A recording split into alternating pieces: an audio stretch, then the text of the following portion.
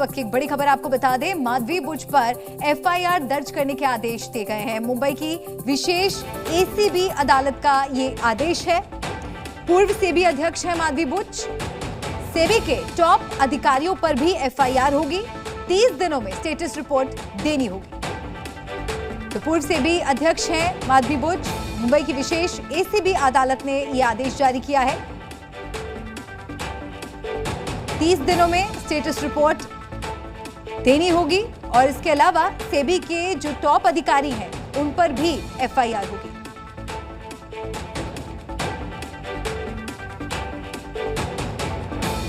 तो आपको बता दें, जी न्यूज पर यह बड़ा खुलासा हुआ था। सेबी बुच पर तमाम बड़े खुलासे जी न्यूज पर लगातार हम आपको दिखाते आए हैं और मेरे सहयोगी अंकुर मेरे साथ जुड़ गए हैं ज्यादा जानकारी के साथ। अंकुर, क्या है ये बड़ी खबर? पूरा अपडेट दर्शकों को बताइए।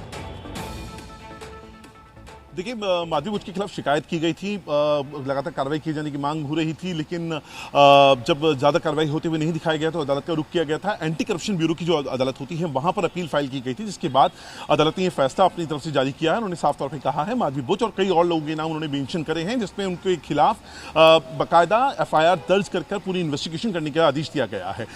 इस पूरी के केस की जो एफआईआर की जो स्टेटस रिपोर्ट होगी वो 30 दिनों के अंदर न्यायालय में देना होगा। और काफ़ी जो इल्जाम है वो बेहद गंभीर इल्जाम है। मैं एक एक सिलसिलेवार तरीके से आपको जितने भी इल्जाम है वो पढ़ के सुनने यहाँ पे कोशिश करूंगा कि क्या आरोप है। कि कई सारे डॉक्यूमेंट्स हैं जो इस बात की गवाही देते हैं कि जो कई सारे कंपनीज के आईपीओ हुए हैं उस आईपीओ प्रोसेस में नॉन कंप्लायंस किया गया है। यानी जो डॉक्यूमेंट्स मांगे जाने चाहिए थे, जो प्रोसीजर फॉलो किया जाना था, उस प्रोसीजर को फॉलो नहीं किया गया है, जिसकी वजह से जो इर्रेगुलर लिस्टिंग हुई है, कई सारी कंपनी ऐसी हैं जिनकी इर्रेगुलर लिस्टिंग आईपीओ के जरिए हुई है, जो कि एक तरीके से गलत तरीका है। दूसरा, कई सारे जो रेगुलेटरी फिलिंग्स हैं, इसके अलावा कई सारे स्टॉक मार्केट की रिपोर्ट्स हैं, वो इस बात की ओर इशारा करती हैं कि कई जगह पर कुछ कंपनियां ऐसी हैं जिनकी शेयर प्राइसिंग को लेकर आर्टिफिशियल इन्फ्लेशन हुआ है, यानी उनके शेयर प्राइस को आर्टिफिशियल तौर पर बढ़ाकर दिखाया गया है।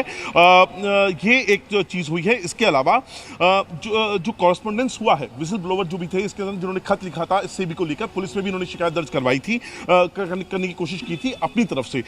उनके उसमें साफ पता चलता है कि कई सारे जो लार्ज स्केल फ्रॉड हुए हैं पब्लिक डिसेप्शन को लेकर, वहां पर जो फाइनेंशियल रिपोर्ट्स हुई हैं, ऑडिट डॉक्यूमेंट्स हैं, वो इस बात की तरफ इशारा करते हैं कि सेबी ने अपनी तरफ से कई सारी एक्यूज कंपनी हैं उनको परमिट किया गया, जबकि वो फेलियर हो गया था। It's failure to comply with essential regulatory norms. जो जरूरी जो रेगुलेटरी की नॉर्म्स होनी चाहिए थे उसको पूरा करने में कंपनी जो कि आईपीओ लेकर आ रही है वो पूरी तरह फेल है, उसके बावजूद भी उसकी लिस्टिंग हो रही है।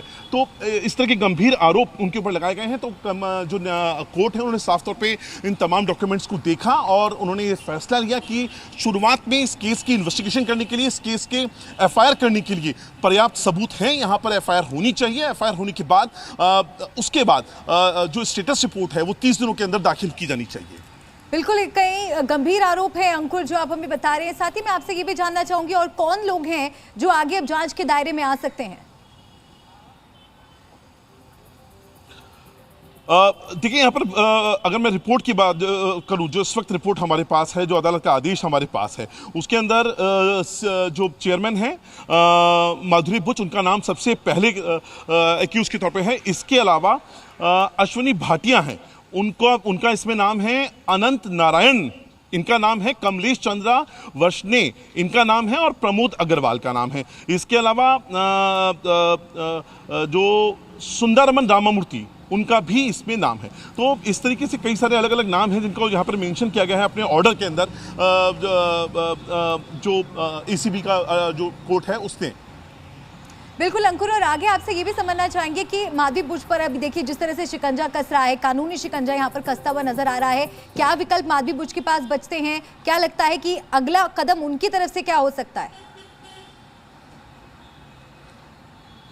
देखिए, फिलहाल पहले तो एफआईआर होगी। एफआईआर होने के बाद उनको जांच में सहयोग करना होगा। अगर वो जांच में सहयोग नहीं की जाती तो उनको सम्मन दिया जाएगा, उनका स्टेटमेंट रिकॉर्ड किया जाएगा, उनको हो सकता है पूछताछ के लिए बुलाया जाए, और अगर वो ये सब करने में फेल हो सकती है तो उनके खिलाफ हो सकता है लुकआउट नोटिस जारी किया जाए। अब उससे बचने के लिए हो सकता है वो अपनी अंतरिम जमानत के लिए कोर्ट में जाए। तो एक लंबा चौड़ा प्रोसीजर है, लेकिन यकीनन तौर पर यहां से एक बहुत बड़ा सेटबैक है माधुरी बुच के लिए, क्योंकि अब उनको ये जो पूरी जांच होगी जो एंटी करप्शन ब्यूरो करवाएगा उसमें उनको सहयोग करना पड़ेगा यकीनन तौर पर, क्योंकि अब अदालत के आदेश के बाद एंटी करप्शन ब्यूरो को अपनी एक एफआईआर फाइल करनी पड़ेगी। अदालत की बात मानती है कि उनके पास ऐसे सबूत हैं, ऐसे डॉक्यूमेंट्स हैं, ऐसे स्टॉक मार्केट की रिपोर्ट्स हैं जो ये वाली बात की तरफ इंडिकेशन देती है कि कई सारी कंपनियों के जो आईपीओ लॉन्च हुए वो गलत तरीके से आईपीओ लॉन्च हुए और उनको जितनी भी रेगुलेटरी नॉर्म्स होनी चाहिए थे उनको फॉलो नहीं किया गया है।